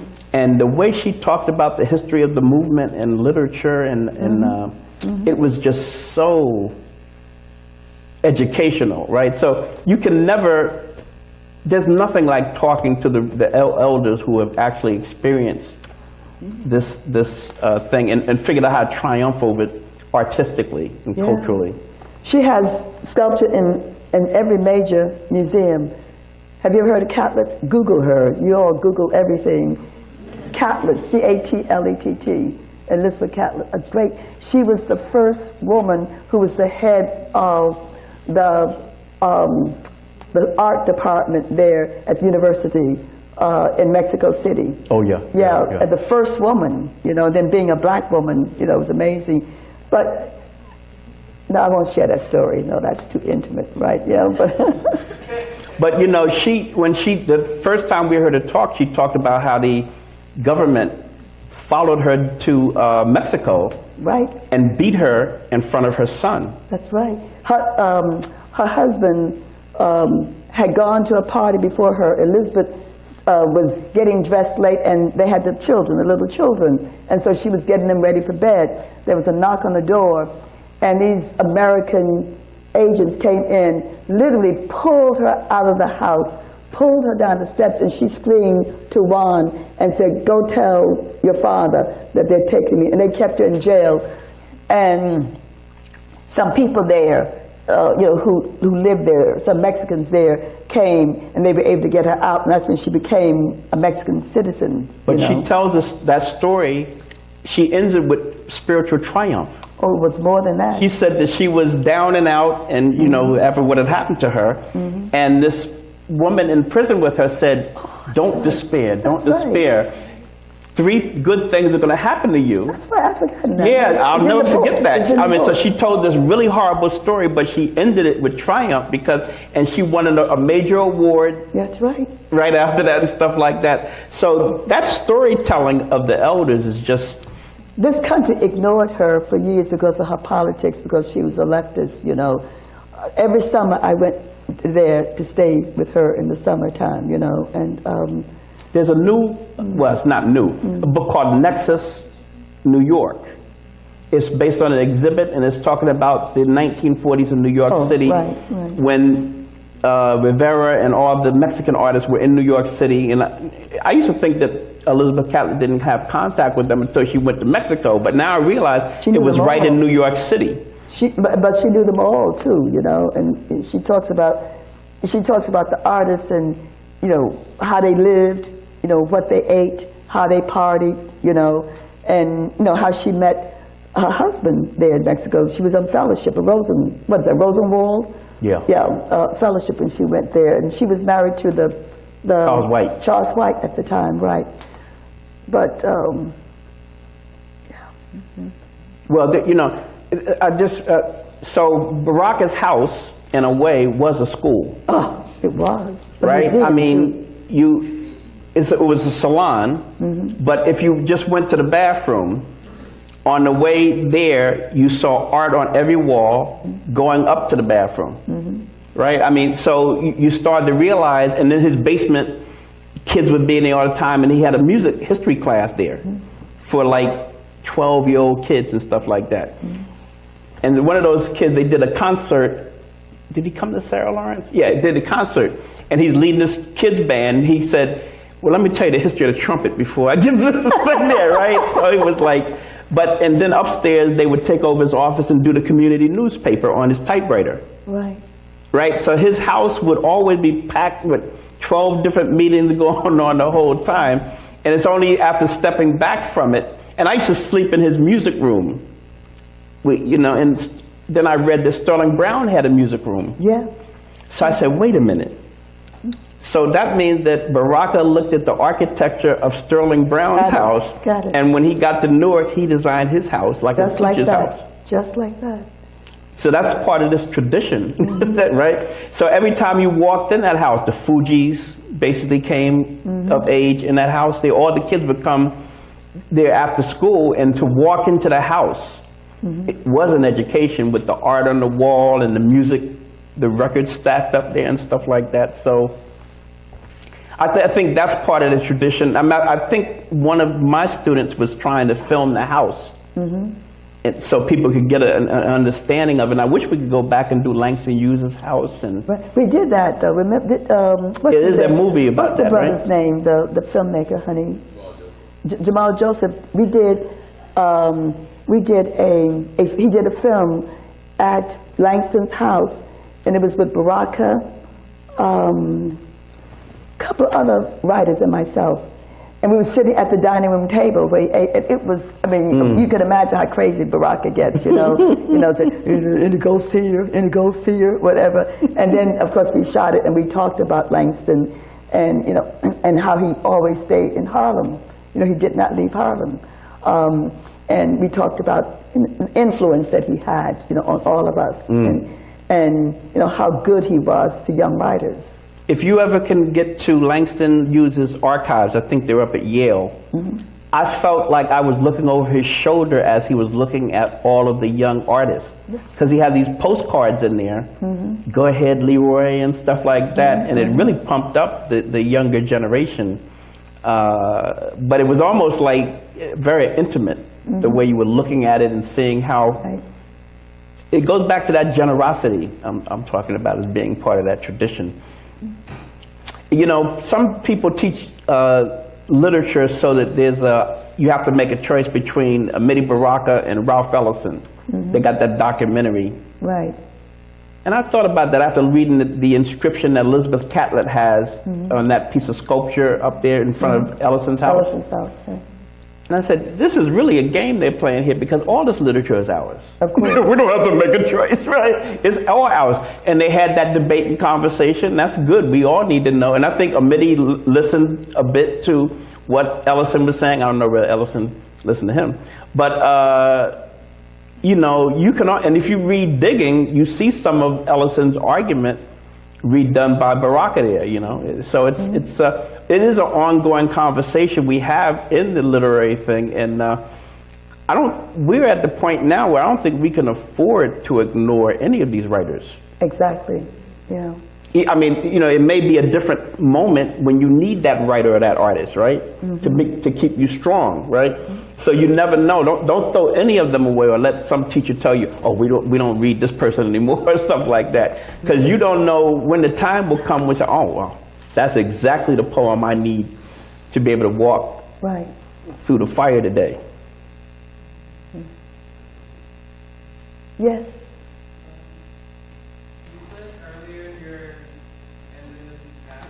I can't hear you at all. Would you mind standing up?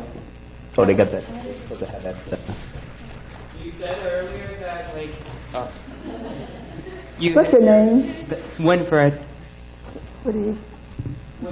Winfred? Yeah. Okay. Mhm. You said earlier that you hid your writing in the bathroom. Why did you do so?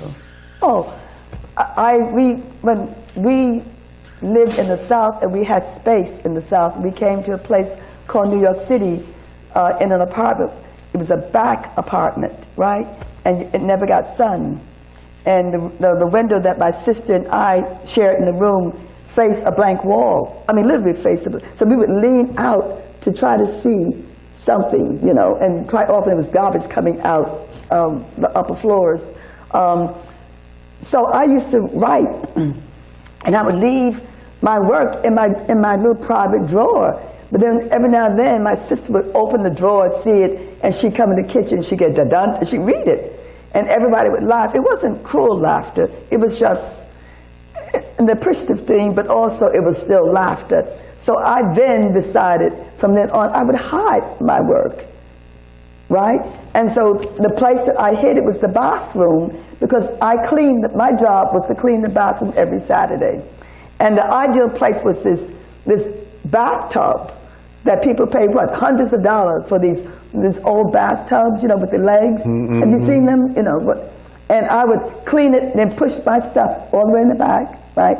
Because no one cleaned the bathroom except me. And it was my safe place. Plus, my sister wouldn't let me keep the light on at night to read.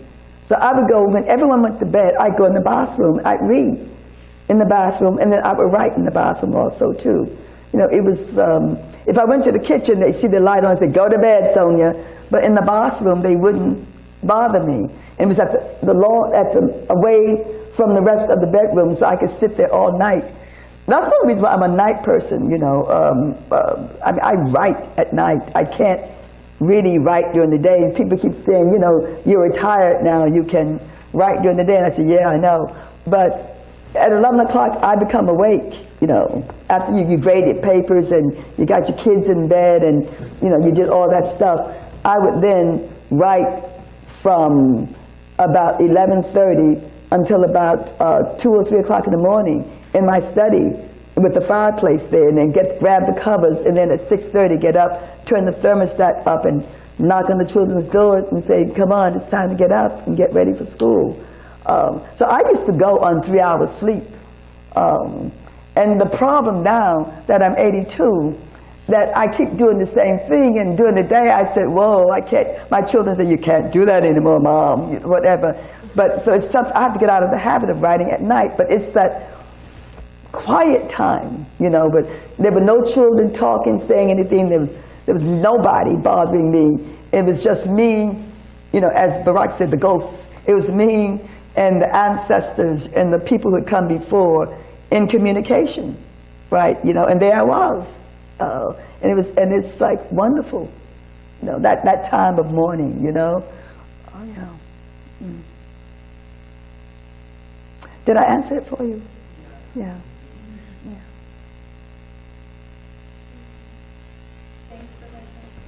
Oh, you're more than welcome. Thank you.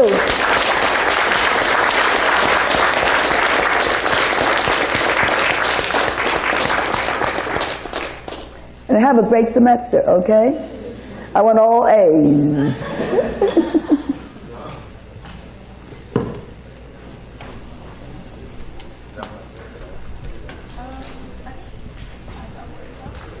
I guess we should take it off, huh? Yeah, I can undo it. I've done so many, but I left it on, so